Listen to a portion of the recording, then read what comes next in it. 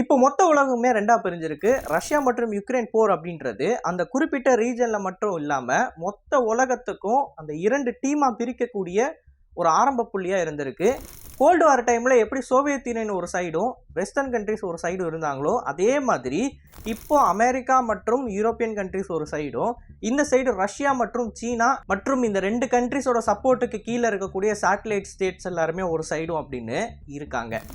இப்போ இந்த 2 பேரோட அந்த சண்டை அப்படின்றது எங்கே தெரியும்னு பார்த்தீங்கன்னா மிடில் ஈஸ்டில் தான் தெரியும். மிடில் ஈஸ்ட்டில் இஸ்ரேல் ஒரு பக்கம், இன்னொரு பக்கம் பாலஸ்தீன், ஈரான் அப்படின்னு சொல்லி நிறையவே கண்ட்ரிஸ் ஒரு பக்கம் சண்டை போட்டுக்கிட்டு இருக்காங்க. ஈரானுக்கு யார் சப்போர்ட் பண்ணுறான்னு தெரியும், இஸ்ரேலுக்கு யார் சப்போர்ட் பண்ணுறா அப்படின்னு தெரியும்.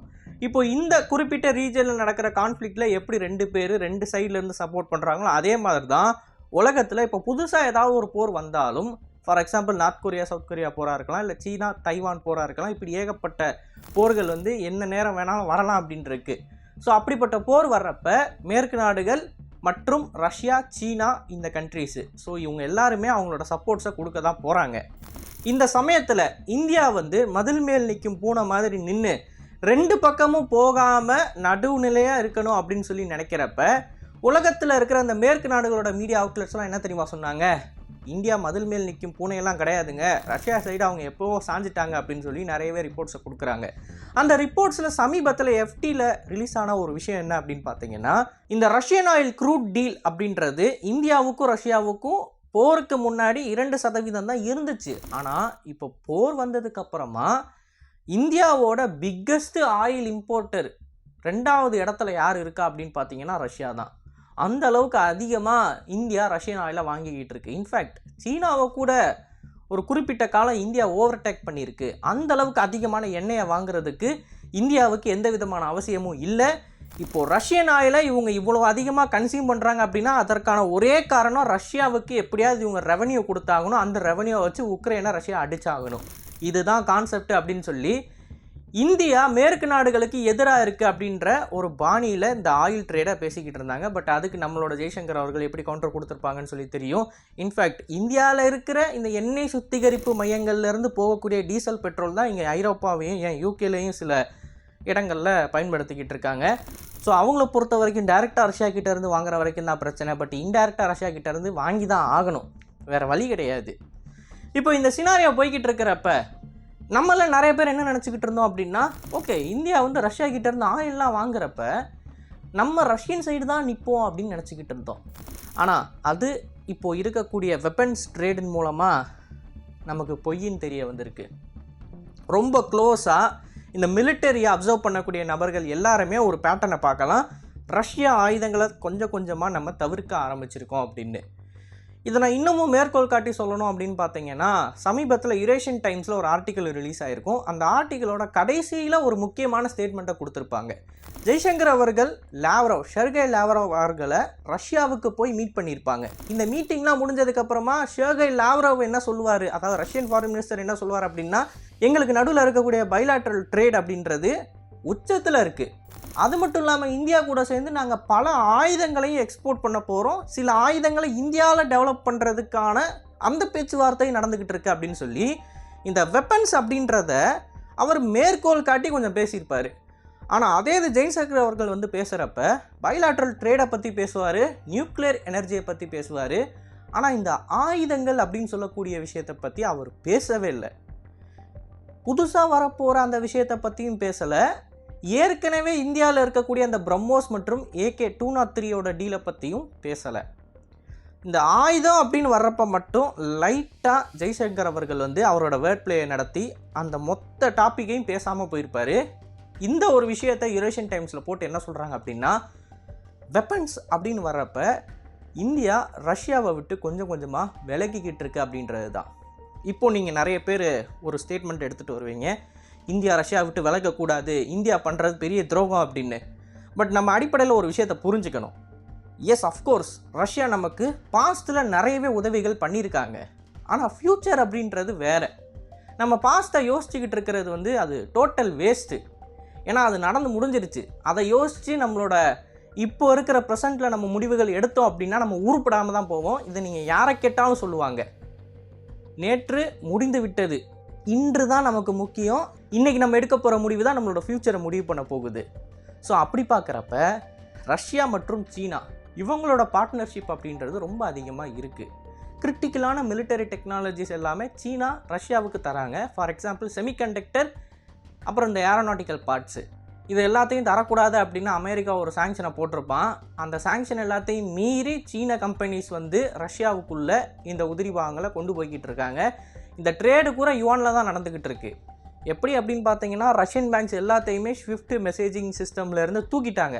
ஸோ ரஷ்யாவும் சீனாவும் ட்ரேட் நடத்துகிறப்ப கரன்சியாக அவங்க எதை பயன்படுத்துகிறாங்க அப்படின்னா யுவானையே பயன்படுத்துகிறாங்க.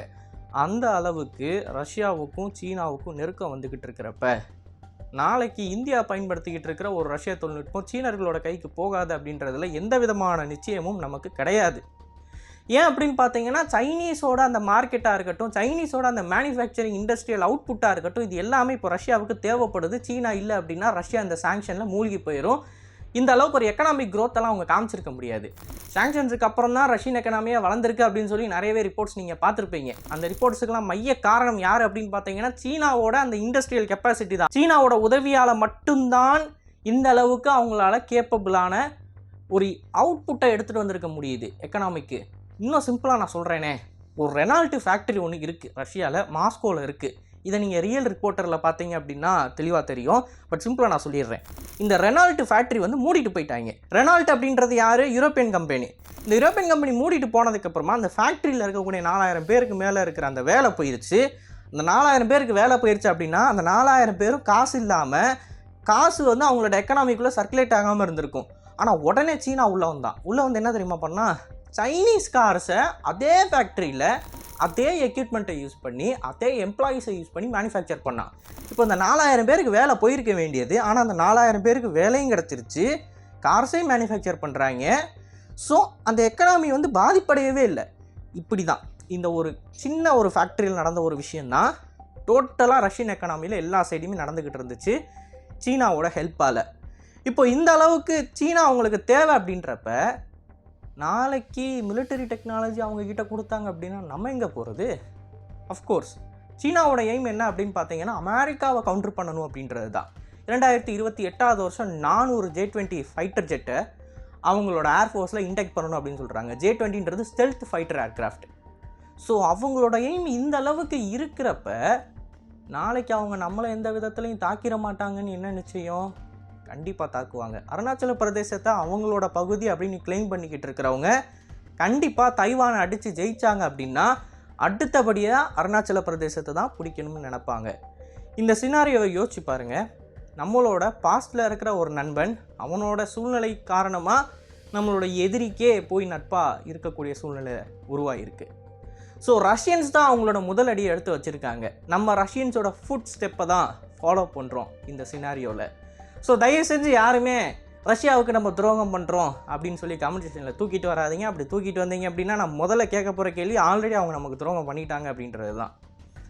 பட் ஜியோ பாலிட்டிக்ஸை அண்டர்ஸ்டாண்ட் பண்ணுறவங்களுக்கு ஒரு விஷயம் நல்லாவே தெரியும். நண்பன் அப்படின்னு சொல்லி எவனுமே கிடையாது, துரோகி அப்படின்னு சொல்லியும் எவனுமே கிடையாது குளோபல் பாலிட்டிக்ஸ்லன்னு. பட் எமோஷ்னலி ரொம்ப கனெக்டடாக இருக்கக்கூடிய அந்த சில நபர்களுக்கு மட்டும்தான் நான் இப்படி பேசுகிறேன். மற்றபடி நார்மலாக ஜியோ பாலிட்டிக்ஸை பார்க்குறவங்களுக்கு நான் இவ்வளோ தூரம் பேசணும், விளக்கம் கொடுக்கணுன்ற அவசியம் கிடையாது. ஸோ புரிஞ்சுக்கங்க. ஓகே, இப்போ அமெரிக்கன்ஸ் கிட்டேருந்து நம்ம என்ஜின் டெக்னாலஜி வாங்குகிறோம் அப்படின்னு சொல்லி தெரியும். வெஸ்டர்ன் கண்ட்ரிஸ் கிட்டேருந்து நிறையவே மேனுஃபேக்சரிங் எக்யூப்மெண்ட்ஸை வாங்குகிறோம் அப்படின்னு சொல்லி நமக்கு தெரியும். இது எல்லாத்துக்கும் மேலே ரொம்ப முக்கியமான ஒரு டீல் ஒன்று. அந்த டீலை பற்றி ஃபார்மர் IAF சீஃப் வந்து சாணக்கிய டயலாக்ஸ் அப்படின்னு சொல்லக்கூடிய ஒரு வடக்கில் இருக்கிற ஒரு சேனலுக்கு ரிப்போர்ட் பண்ணியிருக்காங்க. ஆக்சுவலாக பார்த்தீங்க அப்படின்னா இந்தியாவில் நடக்கக்கூடிய டிஃபென்ஸை பற்றியும் இந்தியாவில் நடக்கக்கூடிய இம்ப்ரூவ்மெண்ட்ஸை பற்றியும் அந்த சேனலில் மெயினாக ஃபோக்கஸ்டாக பேசிக்கிட்டு இருப்பாங்க. ஸோ அந்த சேனலில் ஒரு பாட்காஸ்ட்டில் போய் பேசுகிறப்ப ஏன் பாட்காஸ்ட்டை நான் பாருங்கள் அப்படின்னு சொல்லுவேன். ஏன்னா பாட்காஸ்ட் வந்து ஸ்கிரிப்ட் இருக்காது, ஒன்றுமே இருக்காது, அவங்க மனசில் தோன்றதை அப்படியே பேசுவாங்க. ஸோ அந்த இடத்துல தான் உண்மை வந்து ரொம்ப அதிகமாக இருக்கும். ஸோ அதனால தான் பாட்காஸ்ட்டை வந்து நம்ம அதிகமாக பார்க்கணும் அப்படின்னு நினைக்கிறோம். ஸோ அப்படிப்பட்ட ஒரு பாட்காஸ்ட்டில் ஃபார்மர் IAF சீஃப் சொல்லக்கூடிய கருத்து என்ன அப்படின்னு பார்த்தீங்கன்னா, சீனா வந்து இந்த அளவுக்கு விமானங்களை உருவாக்கிக்கிட்டு இருக்காங்க. நம்மளோட AMCயோட ப்ரோட்டோடைப் முடிஞ்சு இண்டக்ஷன் ப்ராசஸ் ஆரம்பிக்கிறப்ப சீனா கிட்ட ஏற்கனவே 1000 ஸ்டெல்த் போர் விமானங்கள் இருக்கும். ஸோ இந்த கேப்பை பிரிட்ஜ் பண்ணுறதுக்கு என்ன சொல்கிறாரு அப்படின்னா, 120 விமானங்கள் MRF டெண்டரில் வாங்குறதுக்கு பதிலாக 120 F-35 5th ஜென்ரேஷன் ஸ்டெல்த் ஏர்க்ராஃப்டாக நம்ம வாங்கலாம் அப்படின்னு சொல்கிறாங்க. 1000 vs 100 அப்படின்னு சொல்லி நம்ம பேசிட முடியாது இந்த இடத்துல. ஏன்னா 100 அப்படின்னு சொல்லக்கூடிய இந்த நம்பர்ஸை வச்சு நம்மளால் 1000 போர் விமானங்களை சுட்டுத்தள்ள முடியும், நம்மக்கிட்ட போதுமான ட்ரைனிங் இருந்துச்சு அப்படின்னா. அது எப்படிறான்னு கேட்டிங்கன்னா பேட்டில் ஆஃப் பிரிட்டன் எடுத்து பாருங்கள். அதுலேயும் இதே மாதிரியான ஒரு சினாரியோ தான் நடந்துச்சு. ஜெர்மன் லுஃப்ட்வாஃபே ஏர்ஃபோர்ஸுக்கும் பிரிட்டனோட ராயல் ஏர்ஃபோர்ஸுக்கும் நடந்தது. ஸோ இதுபடி பார்த்தீங்க அப்படின்னா ஒரு 100 விமானங்கள் F-35 நம்மளால் இண்டெக்ட் பண்ண முடிஞ்சிச்சு அப்படின்னா நம்மளோட ஏஎம்சியை வர்றதுக்குள்ளே எந்த ஒரு சர்ச்சை வந்தாலோ இல்லை, ஆக்சுவலாக இந்த இண்டக்ஷன் அப்படின்றது போரில் நம்மளை ஜெயிக்க வைக்கிறது இல்லாமல் போரே வரவிடாமல் நம்மளை டிலே பண்ணும். ஏன்னு பார்த்தீங்கன்னா 35 வந்து நம்மக்கிட்ட எந்த ஒரு 5th ஜென்ரேஷன் ஏர்க்ராஃப்ட்டும் இருக்காது. அந்த டைமில் சீனா வந்து ஓகே இந்தியாவை இறங்கி அடிச்சிடலாண்டா அப்படின்னு சொல்லி யோசிச்சாங்கன்னா, இது F-35 ஏர்க்ராஃப்டை 100 விமானங்களை நம்ம இண்டெக்ட் பண்ணி வச்சுருக்கோன்றப்ப சீனாக்காரன் யோசிப்பான். தைவான் அப்படின்னு சொல்லக்கூடியது இத்தனோண்டு தீவு நாடு தான். ஆனால் இந்த தீவு நாடை பிடிக்கிறதுக்கே அவங்க இவ்வளவு தூரம் யோசிச்சுக்கிட்டே இருக்காங்க, நம்ம அடித்தா சரியாக வருமா அப்படின்னு சொல்லின்றப்ப நம்மளை மாதிரி இவ்வளோ பெரிய மிலிட்டரி வச்சுருக்கக்கூடிய கண்ட்ரியோடலாம் அவங்க சண்டைக்கு வரணும்னு அவ்வளோ சீக்கிரமாக யோசிச்சிட மாட்டாங்க. ஸோ ஒரு 100 F-35 ஏர்க்ராஃப்ட் அப்படின்றது டெக்னிக்கலாக நீங்கள் சீனாவோட வரலாற்றை எடுத்து பார்த்தீங்கனாலே உங்களுக்கு தெரியும். 100 F-35 ஏர்க்ராஃப்ட்ன்றது சீனாவோட 1000 J-20 ஏர்க்ராஃப்டை டேக் ஆஃப் பண்ண விடாமல் பார்த்துக்கும். இதுதான் ரியாலிட்டி, கிரவுண்ட் ரியாலிட்டி இதுதான். டெக்னிக்கலி வந்து F-35ன்றது ரொம்ப சுப்பீரியரான ஒரு ஏர்க்ராஃப்ட் J-20 கம்பேர் பண்ணுறப்ப. ஸோ அந்த விமானங்களை நம்ம இண்டெக்ட் பண்ணலாம் அப்படின்னு சொல்லி ஃபார்மர் IAF சீஃப் வந்து சொல்கிறாரு. அது மட்டும் இல்லாமல் யூஎஸ் கவர்மெண்ட் என்ன பண்ணுறாங்க, கிரிட்டிக்கலான என்ஜின் காம்பனன்ட்ஸ்லாம் நம்ம கிட்ட தராங்க. ஃபர்தராகவும் நாங்கள் நிறையவே விஷயங்களை இந்தியா கூட சேர்ந்து பண்ணுறதுக்கு தயார் அப்படின்னு சொல்கிறாங்க. ப்ரொவைடட் நம்ம ரஷ்யா கிட்டேருந்து மொத்தமாக கட் பண்ணணும், அது உங்களுக்கு தேவைப்படுது. ஸோ இந்த மாதிரியான சினாரியோஸ் எல்லாம் எதை பாயிண்ட் அவுட் பண்ணுது அப்படின்னு பார்த்தீங்கன்னா, the closer Russia gets to China, the far India goes against Russia. இதுதான் நடக்குது. ஸோ இன் தியரி இந்த ட்ரையாங்கிள் ரிலேஷன்ஷிப் அப்படின்றது அப்படியே பிரிஞ்சுக்கிட்டே போகுது.